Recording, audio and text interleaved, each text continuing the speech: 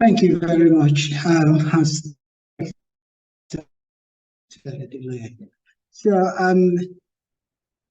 name is Professor Hippolite Amadi. I'm a professor at Imperial College London, and I'm very glad to be here to take you on my quarter of a century journey, trying to change the mindset of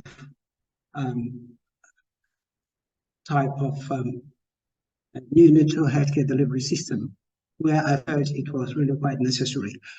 Just to give a kind of overview so that you'll be able to follow, I've got loads of slides, but I might be jumping them. And so even if I do not show you everything, I want you to get a clearer picture of the crazy things that have been going on at my center. The crazy idea is conventionally we want the patient to come to us in laboratories or hospitals, and so the patient would have to journey to us. But there are circumstances when the patient can't journey. It's not about transporting incubator or maybe trying to go where the baby is, bring the baby to the hospital or to posh places, but situations where babies cannot make the street, something else will have to happen. And maybe the only option left would be taking our medicine to the baby where the baby is, and then giving the baby life. So it's like reversing the neonatal traffic. Rather than the patient coming to us, we take our medicine to them. So that is the overview of the crazy idea. And where this fits in very well, no other place than the remote places of the world where it is very, very difficult to get to. Sometimes you use a language hardest to reach places of the world. So it's like you take the medicine, but it's not just taking the medicine there. You also need manpower. So you are also saddled with making the people, the indigenous, able to do certain things that they would not ordinarily do. It's a whole crazy idea. It's taken us quarter of a century, and we've got fantastic results. At the very beginning, no one will believe you. People will rather tell you that you're crazy and you're attempting the impossible.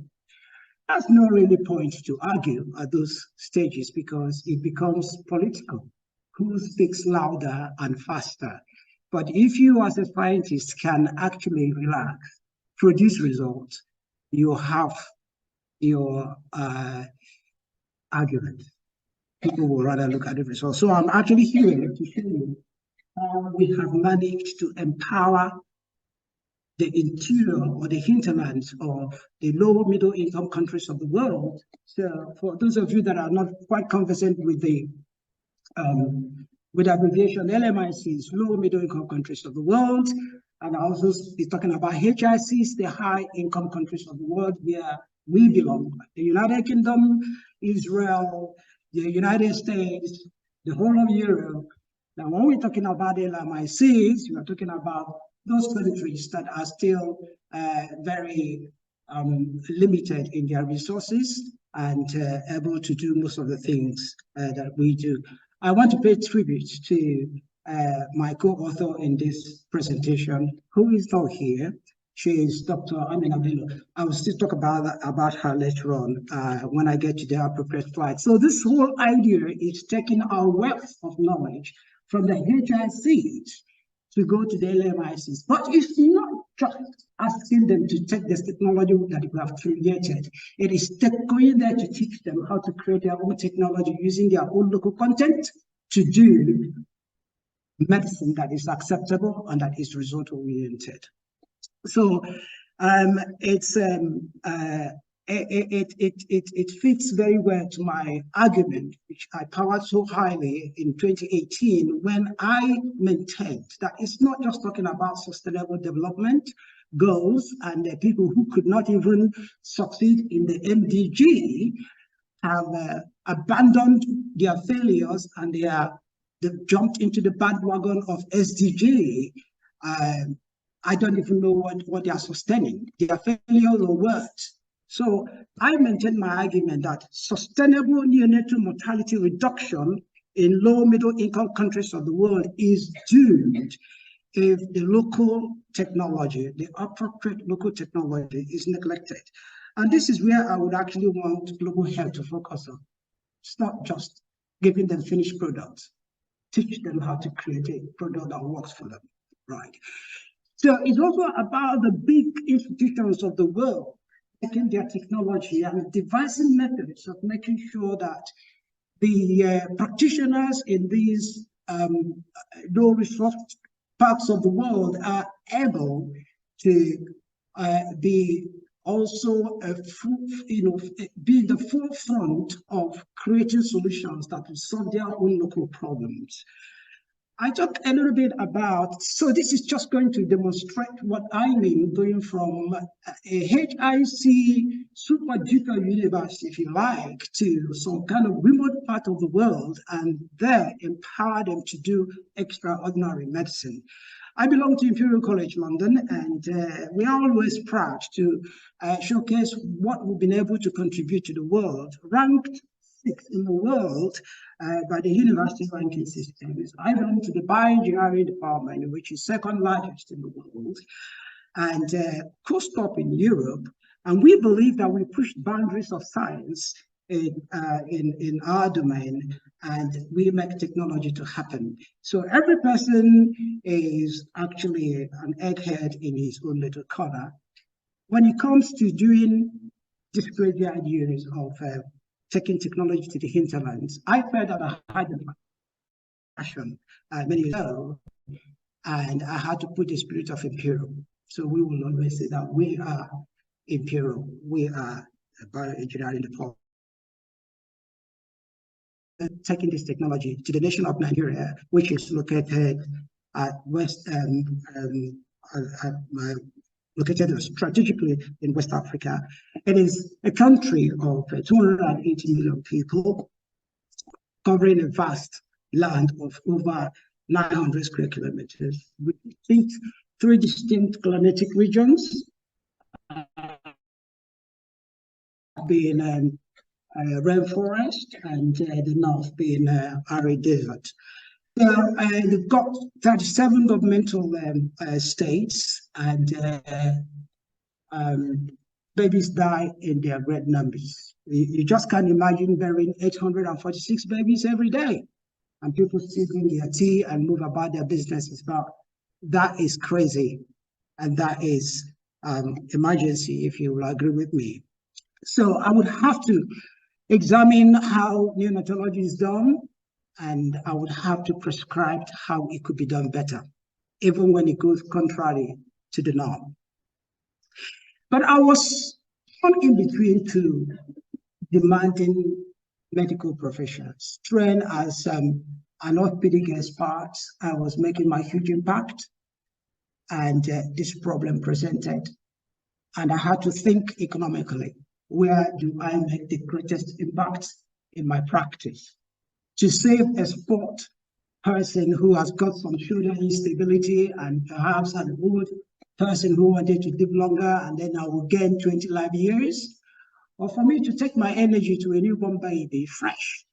And if I save that baby, I save 75 life years. Economically speaking, I think I was better off with the neonates. So off I go. But it's very big. It's got very big demands, because you've got to do huge travel, go against the tide of all kinds of difficulties to be able to present that technology that will save tiny babies.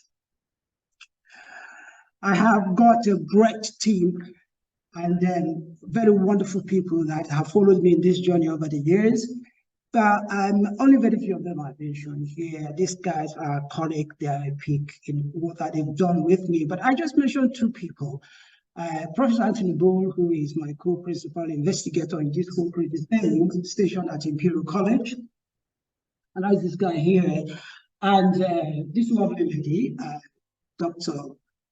Amina Abubakar-Bello, who is co-authoring this keynote with me at the moment. She stays at the Kaduna State University in Nigeria. By the way, she's an obstetrician. Right. So, using the platform of Neonatal Concerns for Africa, Imperial College has collaborated with so many healthcare facilities in Nigeria to be able to deliver this iconic work over the years, trying to teach young Africans the skills that they could use to use their local content materials to create technologies that will work for them. So I came in contact with the problem of high neonatal mortality in Nigeria in the year 1996, and it was the year that my eyes opened. But in this my talk, I will divide it into two separate. One was the period of understanding the problem and creating the solutions, and then the second part will be the period of establishing the discovered solutions and doing creating proof of concept to show that that's really a better solution. So, but the fantastic thing is this, just in case I do not go through all my slides, that the results are in. And we can say that in a particular geographical setting, mortality smashed from 90% to 4%. And it's already in the literature. So before I get into the rest of the crazy thing, I want to promote technologies for neonatal care in low and middle income countries of the world, which is a collection that is being put forward by Frontiers in Pediatrics. Of course, you know, this is the third most cited publisher in the world. So they have put me at the center of this collection, and I would want to invite every one of you, if you may, take a picture of the barcode, and then later on you can think about it, submit article to us, and we will publish quality articles to assist practitioners in LMICs to be able to have enough understanding of what will make their practice go better. If you can catch it now, I have purposely decided to leave that code all through my presentation so you can still catch it. Right. So this is an empty box, the start of the journey. And well, 1996 in Calabar, I had attended a conference as usual. And then I was now presented by a group of clinicians, this seemingly Nigeria's greatest headache in medical practice, high neonatal mortality. And at that time, I had the opportunity of listening to them. What they believed was a problem. And they said that it's because they had no functional incubators. That was the reason the babies were dying. The MDG slogan was there, hunting them every day. They must reduce mortality of under five by a factor of 67%. And they knew, even from that time, that the neonates were contributing a lot. But they thought that their problem was just they did not have enough functional incubators. At least that was what they told me. And I said, okay, fine. If that is the case, we could work together to make sure that tertiary hospitals had functional incubators. And then we started work. And I thought that by the time I had created what is called the reprogramming technique, which basically was seeing the incubators that we have broken down, devising a method of using the same program that original manufacturers used to create incubators to put them back to work. So many institutions started having their abandoned incubators come back to life. But further down in 2003, we improved that technology with two components. And then they now have what we call the RIT, that's a recycling incubator technique, that now made the host of hospitals in Nigeria to have enough functional incubators. All these incubators recovered from the carcasses of abandoned incubators. I'm going to break this to short because if I have time, I'm going to see the details. But our surprise came not quite after that. In 2010, we decided to test and see whether mortality had come down. But we were disappointed because facility-based mortality rate was still at 254 per thousand. That means 1 in every 4 units that came to the hospitals would die. That's quite shameful, isn't it? So we felt that the problem was not just incubators, that's something else. So what is it?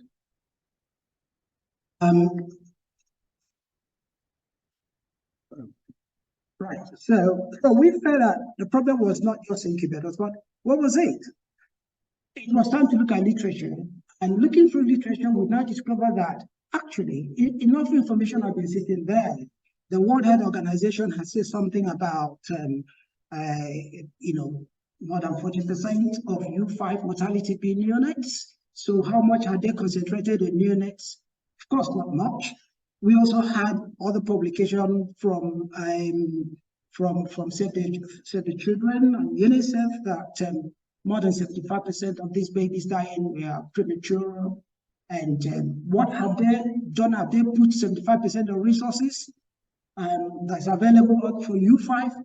The answer was no. So we also discovered that they said that 4 out of 5 of babies that would die in the first 7 days of life. So what is it about F7D? First 7 days of life. No person could tell us what is going on. So we now felt that, okay, we've got to concentrate and find out what is going on at F7D.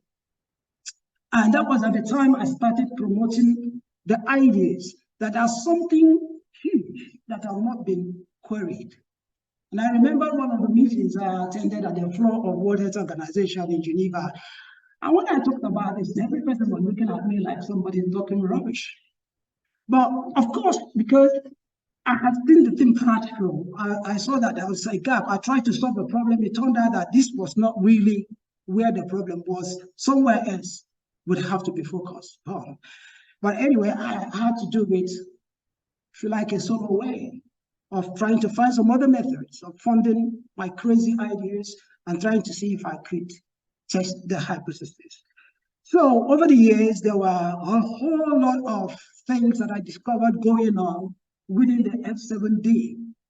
I've only shown just a few of them here, but each of these things in red was a huge problem, creating the sinkhole that would make babies to perish. So unless these problems will be solved, babies would not survive.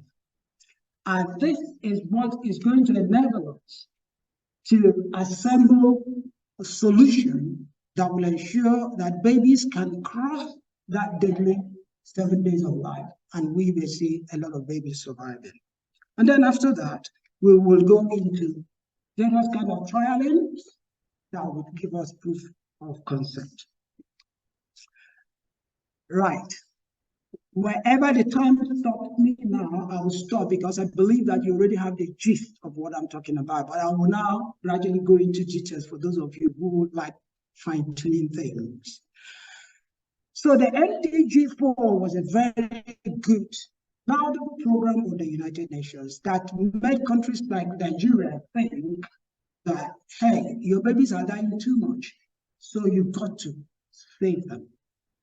UN wanted a factor of 67%, but what it meant for countries like Nigeria was that they had to save extra 520 babies every day. It's not an easy thing, especially when they don't even know what their problems were. They just told me that their problems were incubators. When incubators did not even form up to 10% of what was causing the babies to die anyway. All right. So it was going to be a brilliant task for them, and it needed proactive thinking.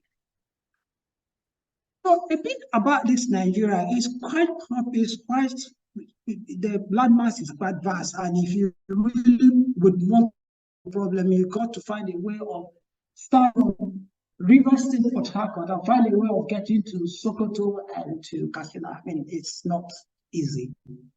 It's a very vast nation, and there's going to be some kind of out of ordinary method of trying to solve this problem. When people who couldn't know how to do these things would simply tell these poor countries, just rely on KMC, kangaroo mother care.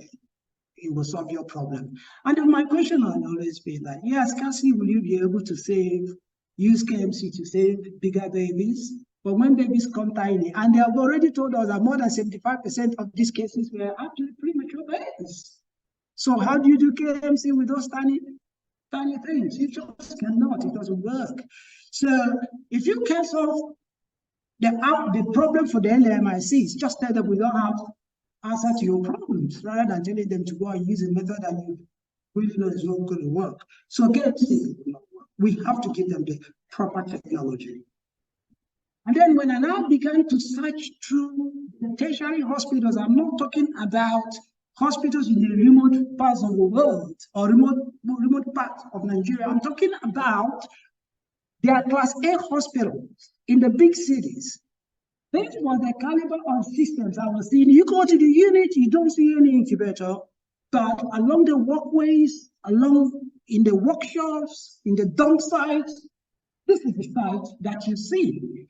And if you manage to get into the world, what you will see will scare you. That babies were put into this kind of things.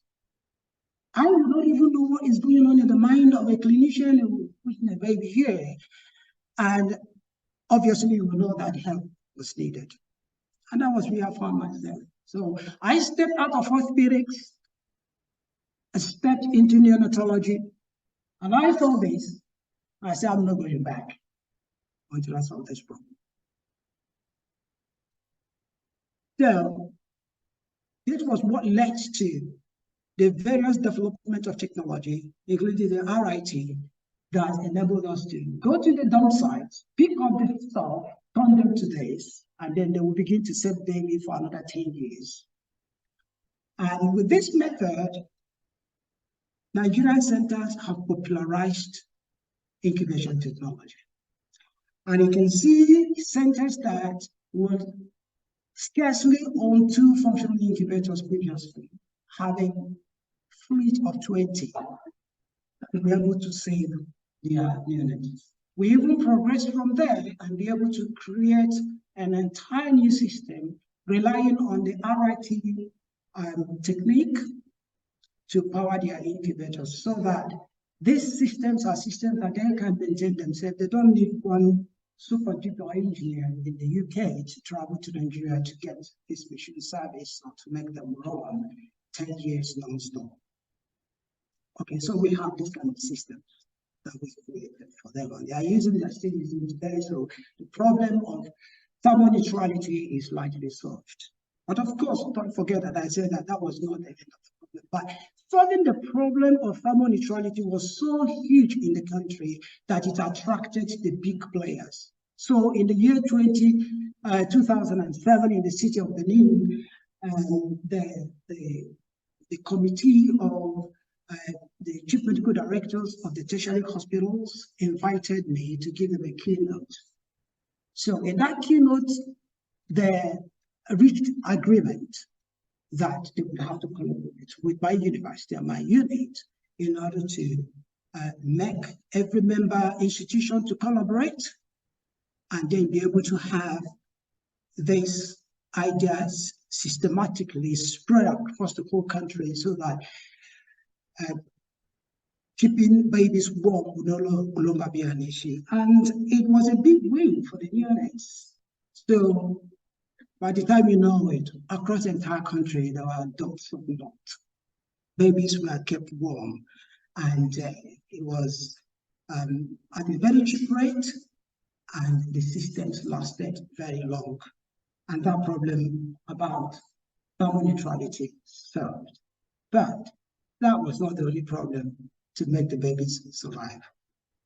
Largely, the rest of the problems were still there.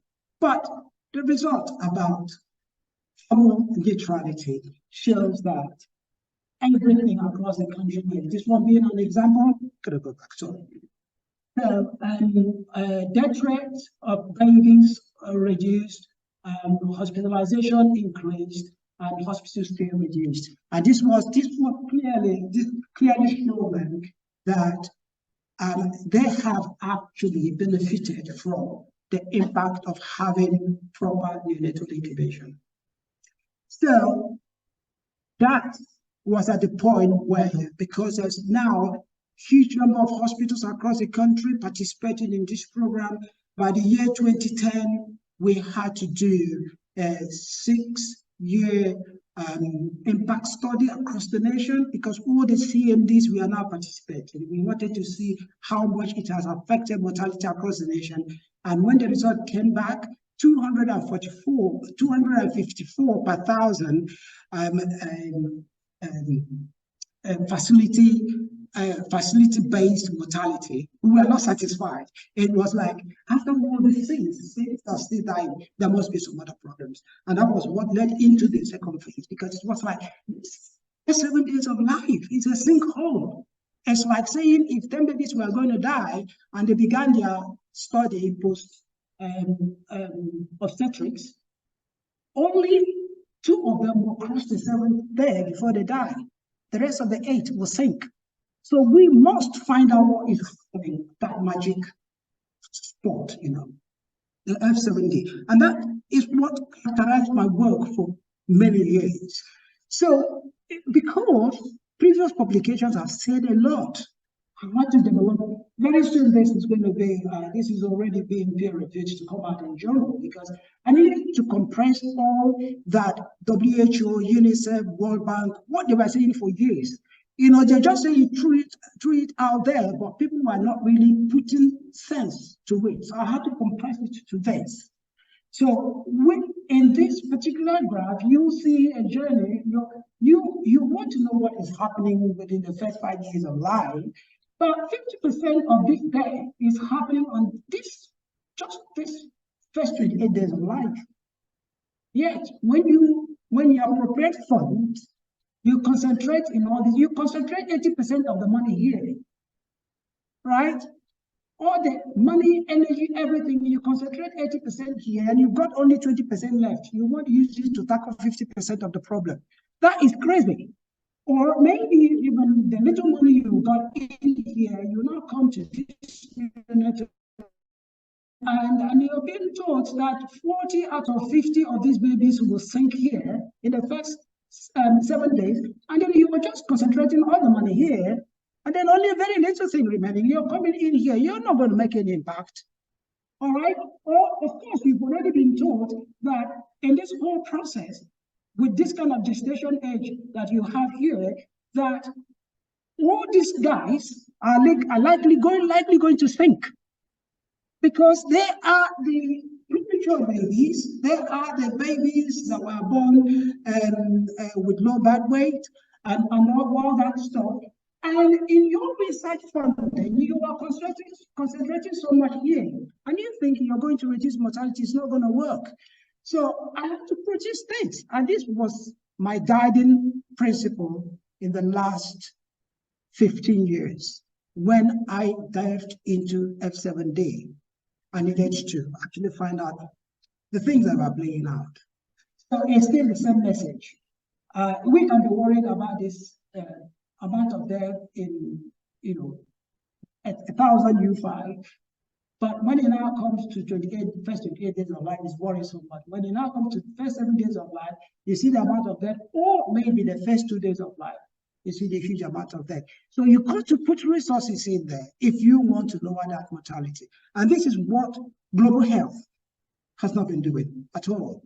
So the LMICs are on their own, and they are not really doing fantastic because they've not been pushed to the point where they should concentrate. At this point, my university had to come behind me, because at this point, people are now beginning to understand me. And so there was this, okay, can we get a university in Nigeria to actually step out? Let us do something in a very unique way. So I designed a process. The process did not see the light of the day, but I designed it anyway. We started, but politics. So the whole idea is, we recruit students here, right? And we bring them to Imperial College for some coursework, just make them understand their problems. Then after that, we bring them back in here, and they're going to the field to now practically learn about what we are talking about and what we are creating. And then when they are done, We bring them back in here to award them the degrees and send them back to the workforce to change things. Very beautiful design, and this university agreed that we were to work. Well, I can tell you, Imperial College did their own bit, but the country, they are not really understanding what we're talking about. There's a lot of politics that crashed it. But we started 3 years down the line, everything just collapsed.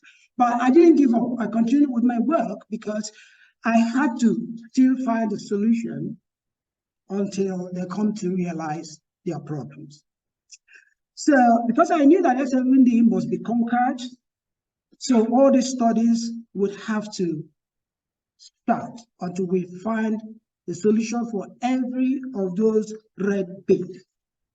I'm going to take these red bits one after another, see how far I can go. Right. So I'm happy to present the EFS first. EFS was not the first to fall. By the way, EFS is evening fever syndrome. It is a climatic effect.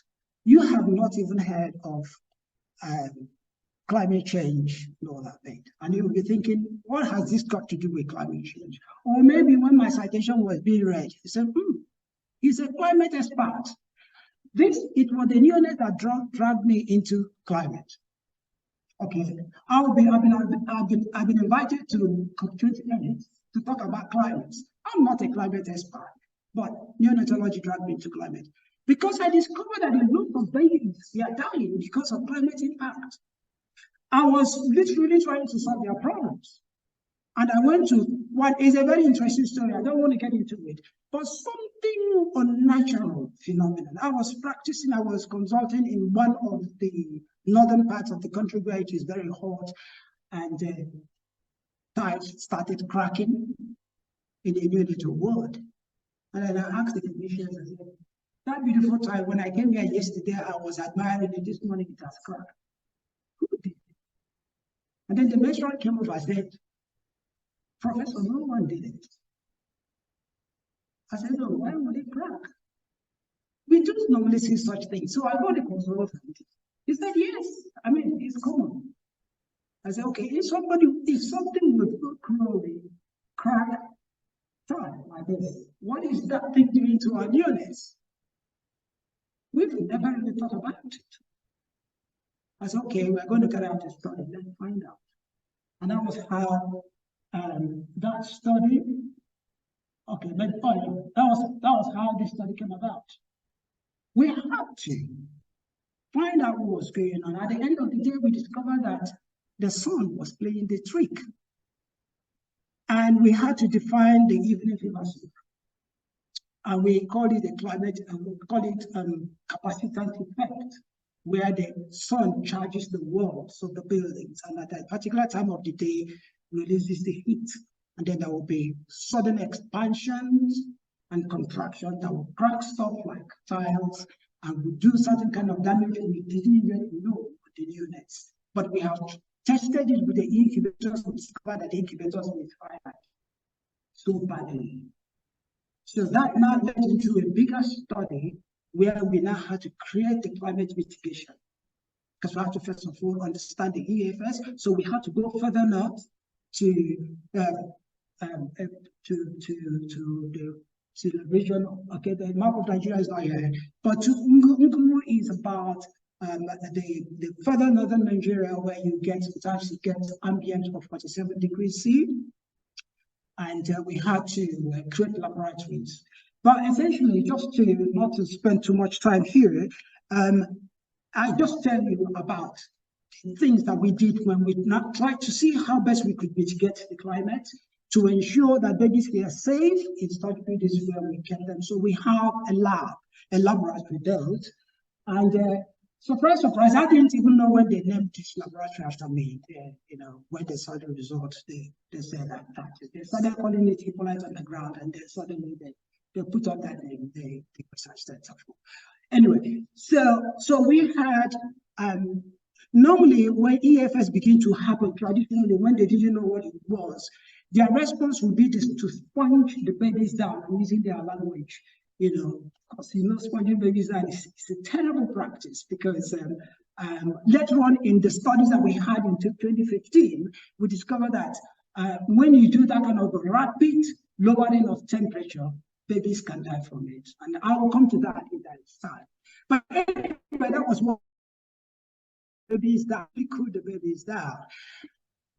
So when we now built the laboratory and we had to take on various factors that we discovered that was enabling the sun to become too powerful for the babies, and we had to integrate all these things into the building. That is like a double wall effect with vented roof and lowered floor under concrete, and then a heat exchanger that runs through the walls, and a bit of technology and there.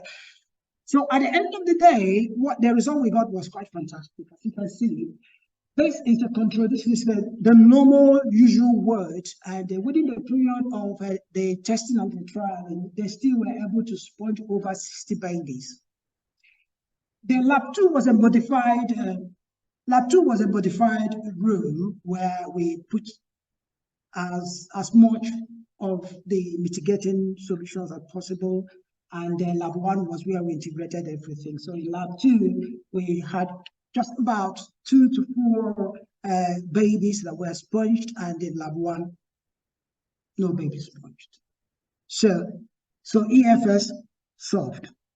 Then many of the centers we are, we are now applying the EFS. You can imagine a situation where this is a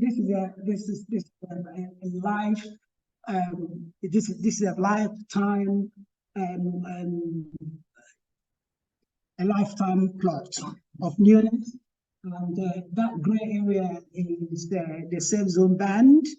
And you can imagine a baby admitted and never saw captivity before the baby died. And you just tell me what will happen to these babies, they can never survive.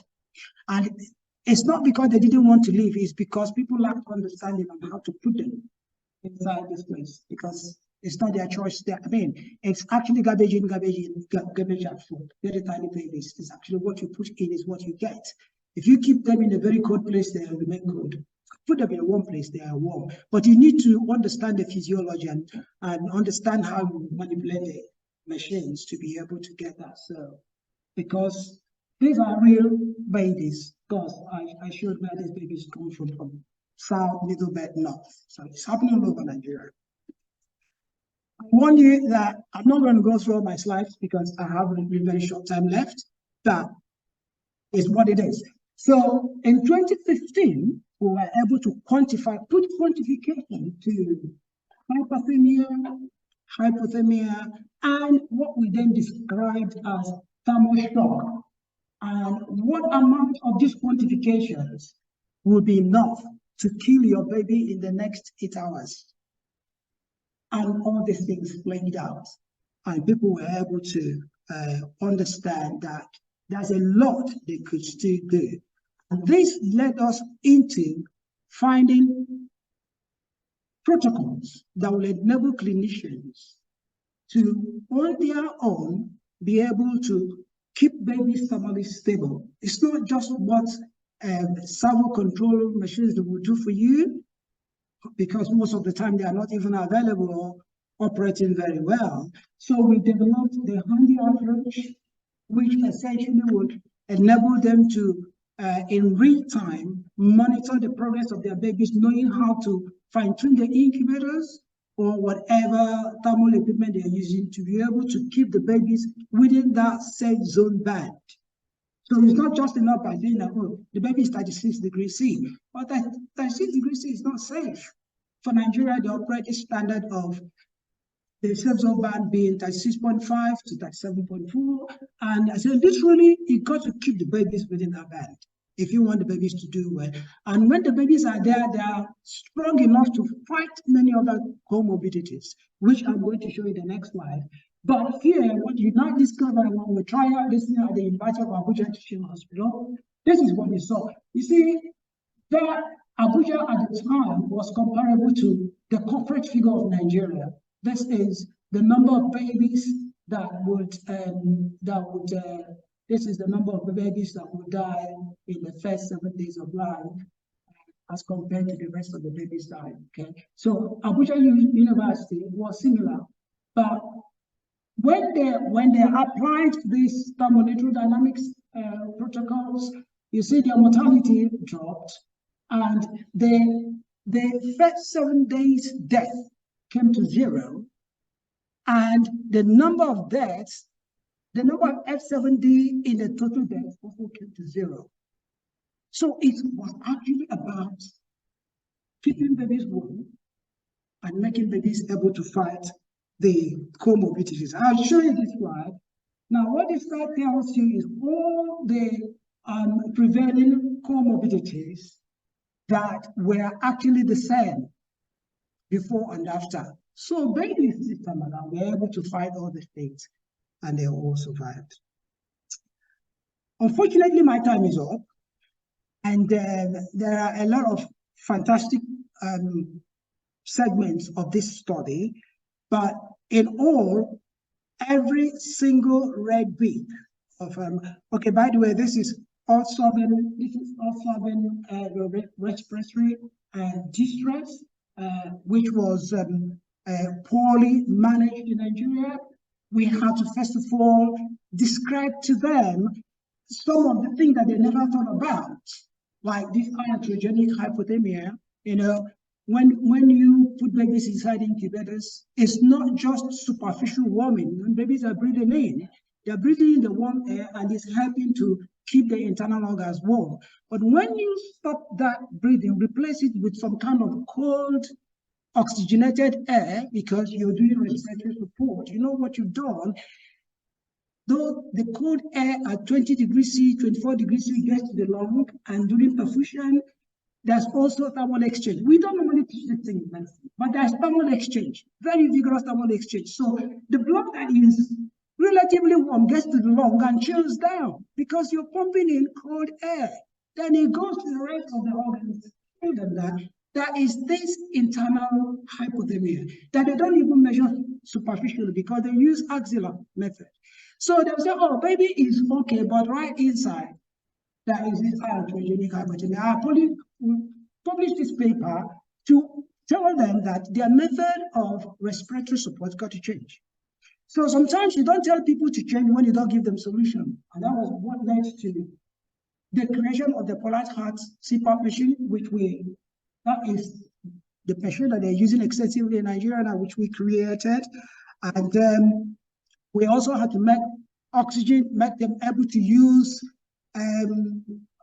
maximize the use of the oxygen. In fact, this is the reason that is able to take this medicine to the hinterlands, because if you have only one oxygen concentrator, you can serve 8 babies independently as they want. They use this technology we call the PSS, that's Hippolite Oxygen Supplemental System. So we also solve the problem of jaundice, connectors by relating with MTTSS here to create total body irradiation for the therapy to stop babies from, and we have fantastic results, from all these things.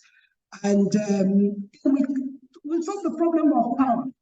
That is the measure, that is epic, because if you have the devices, you don't have power, you can't run them. And that is usually where people stop at. It's not just the problem in the hinterlands, also the problem in their cities.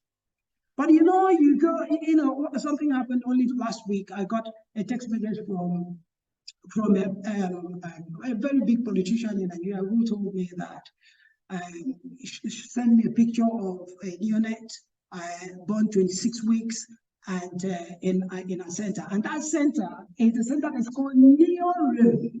So now I created what is called Neo Room Health Center, that in the NRS, that is the Neonatal Rescue Scheme, you have carers. Neo Room is that secluded stand-alone center in the village where there is no power, where there is no transport, where there's no nothing. And then you now have the raised up place we call the hub center, where mortality, an example of a hub center is where we have now reduced mortality from 90% to 4%. Now, this woman called me telling me that one of the tertiary hospitals in the city of Calabar sent 13 patients to the village. It's not funny. Because they know that when they get to the Neo Room in the village, there's nothing like power failure. I harvest every energy from the sun and I bank them. not in the conventional method, unconventional method. And there's nothing like a blink of the light. And they go to the village. Quite fun, isn't it? But this is what this work has actually come to. I am sorry, I'm going to stop. But there's still loads of things that we can talk some other time. But this is just the tip of the iceberg. And I am very happy to say, because if I don't say this bit, my university would say I did not finish it up. We've trained lots of people in Nigeria. Okay? We've trained doctors, nurses, hospital administrators, telling them some of their basic techniques that are adding to the death rate they didn't know about it. For example, their uneducated reshuffling of nurses in the neonatal unit just doesn't make any sense. But it took pushing the caterpillar to make them change their mind that that is wrong. But we succeeded in doing that. We created buildings that are compatible. Finally, we now assembled all these solutions together in the scale-up. So many hospitals got involved. And let me just say this, maybe I will stop at this point. This graph showed clearly that the reduction of mortality rate in Nigeria followed our activities. When the number of hospitals that followed us reduced, mortality went up. When they increased, mortality came down. And finally, we told them that it was because they had not imbibed what we have created for them. And that is the point where we are right now. And with the publication of the impact of the Amina Center, which is a hub center, the eyes of Nigerians, not just Nigeria, the whole of the LMICs, and with that, the global health should open their eyes and give the LMICs what they really, really require, because they can actually, right now in the village, do neonatology and save their neonates. Thank you so much.